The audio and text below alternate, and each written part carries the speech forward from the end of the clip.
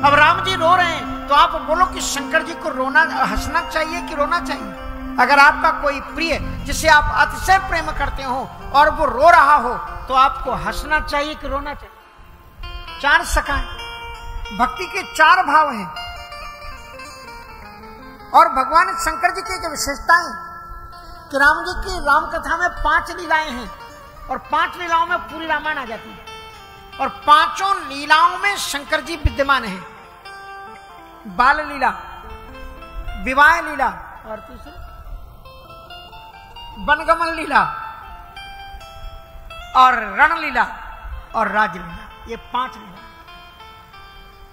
और 5 ही लीलाओं में शंकर जी मौजूद है, हर एक कथा में है। बाल लीला में हम उमा कहो निज, वो अपनी कहते हैं, और एक कहो निज चोरी, सुन गिरजा अति दृढ़मत तूरी, काग वसुंड हम दो, और मनज रूप जाने नहीं को, परमानंद प्रेम सुख फूले और बीतल प्रेम। ये बाल लीला में। और विवाह लीला में शंकर राम रूप अनुरागे और नयन पंचदश अति प्रिय। और वनगमन लीला में आप देख रहे हो कि राम जी रो रहे हैं, शंकर जी देख रहे हैं। और रणलीला में तो रामेश्वरम के रूप में स्थापना उनकी हुई और फिर पूरी लीला में बीच बीच में कहीं कहीं बोलते हैं कि खल मनजात दुजा में से भोगी और पावे गति जो जाचत जोगी। कैसे है राम जी का स्वभाव। और राजलीला में आकर के भगवान शंकर जी उनसे वरदान मांगते हैं कि बार बार वर मांगो हर्ष देव श्री रंग और पद सरोज अनपायनी भगत सदा सत्संग। उनकी 5 लीलाओं में शंकर जी विद्यमान है।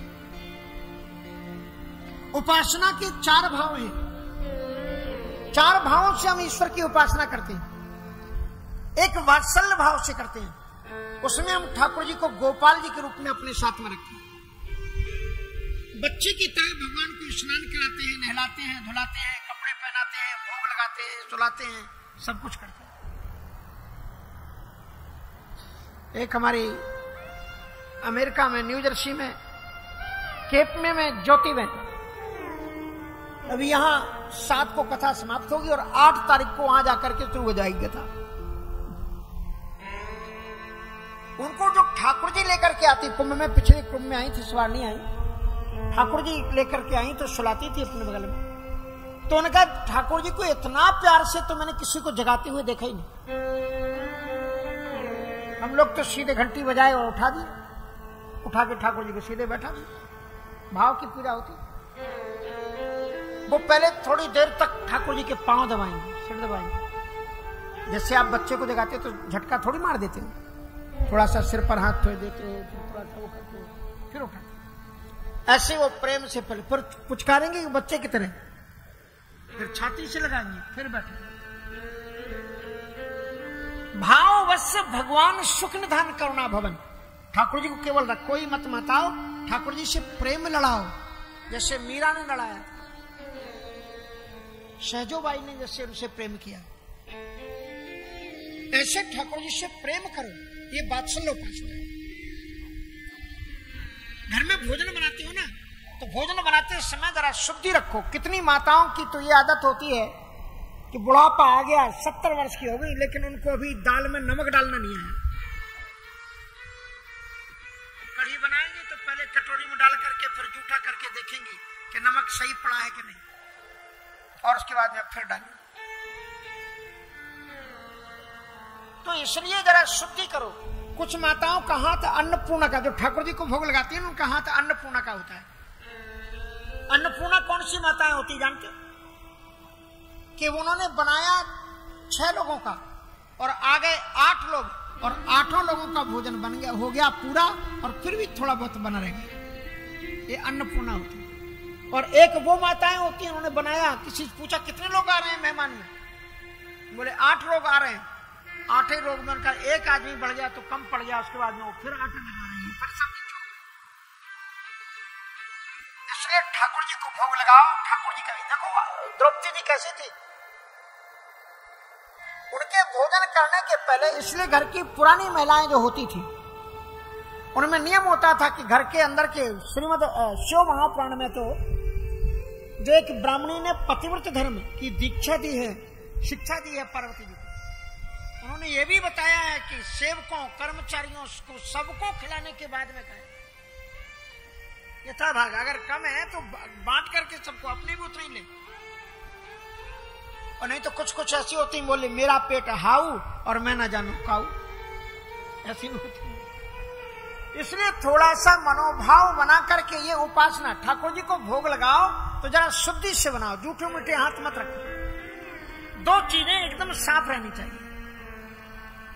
एक तो अपना रसोई घर में जब आप भोजन बनाते हो तो रात्रि के बर्तन, चाहे भले ही आपको 1 घंटा लेट तक जागना पड़े, पर कभी भी बर्तन जूठे रसोई घर में मत छोड़ो।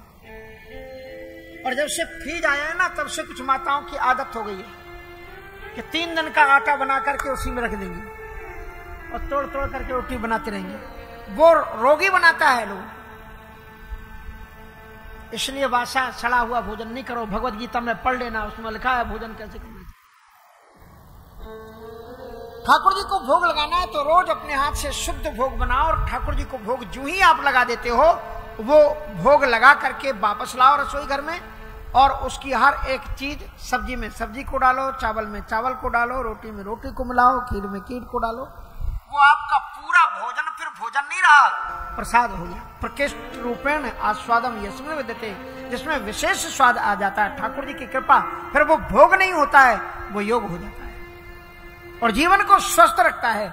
इसलिए तुम स्वस्थ बनना चाहते हो तो ठाकुर जी को भोग लगा करके फिर खाओगे तो आपका जीवन विशुद्ध हो जाएगा, आध्यात्मिक हो जाएगा, उन्नत हो जाएगा। आपके बच्चों की बुद्धि सही रहेगी, पति पत्नी में झगड़ा नहीं होगा, पूरा परिवार संगठित होकर के रहेगा। कब? जब आप ठाकुर जी का भोग सबको खिलाओगे। आपके परिवार में अगर बार बार झगड़े होते हैं तो ये आप नियम बना लीजिए। कम से कम परिवार के लोगों को सप्ताह में 1 बार तो ऐसा नियम, वैसे तो प्रतिदिन करना चाहिए, प्रतिदिन नहीं होता है तो 1 दिन करो कि माँ बाप बच्चे बेटे बहू सब एक साथ बैठ करके भोजन करो। एक साथ बैठ करके भोजन करने में दूसरे धर्म वाले लोगों को देखना, मैं धर्म का नाम नहीं लूंगा, उनमें संगठन इसलिए रहता है कि वो एक साथ बैठ करके खाते। इसलिए प्राचीन काल में हमारे यहाँ पद्धति थी कि भोग लगने के बाद में परिवार के लोग एक साथ बैठ करके रसोई में खाते थे। बाप अपने बेटे से पूछ लेता था बेटा ठीक चल रहा है, और बेटा अपने बाबूजी से पूछ लेता बाबूजी आपका स्वास्थ्य अच्छा है। सब एक दूसरे का, और इतना प्रेम से। परिवार का नाम है प्रेम, और जिस परिवार में प्रेम नहीं है वो परिवार परिवार नहीं रह जाता, वो घर नरक हो जाता है। इसलिए सबसे पहले आप परिवार में प्रेम सूत्र से बांधो परिवार, और ये परिवार बनेगा ठाकुर जी से। आप अपने घर में लाकर के ठाकुर जी को रख दो, फिर वो ठाकुर जी की जिम्मेवारी है कि वो अपने आपके पूरे परिवार को संगठित करके रखेंगे, एक बना करके रखेंगे, कभी बिखरने नहीं देंगे। इसलिए परिवार बनाना है तो राम कथा से। इसलिए ध्यान रखो कि बर्तन रात में ही मल करके रख दो, जूठे भोजन को मत रखो। शरीर को स्वस्थ रखना चाहते हो तो जूतों से भी प्रेम करो। जूते जहां उतारते हो सलीके से उतारो, एक उतार के इधर फेंक दिया, एक को इधर फेंक दिया, ऐसे मत करो। कपड़ों से ढंग से रखो, बर्तन को ढंग से रखो। आप अपने जीवन को व्यवस्थित बनाओ, आपकी लाइफ अपने आप व्यवस्थित बन जाएगी, कुछ करना नहीं पड़ेगा, अपने आप व्यवस्थित बनना सीखो। राम कथा यही आपको सिखाती है।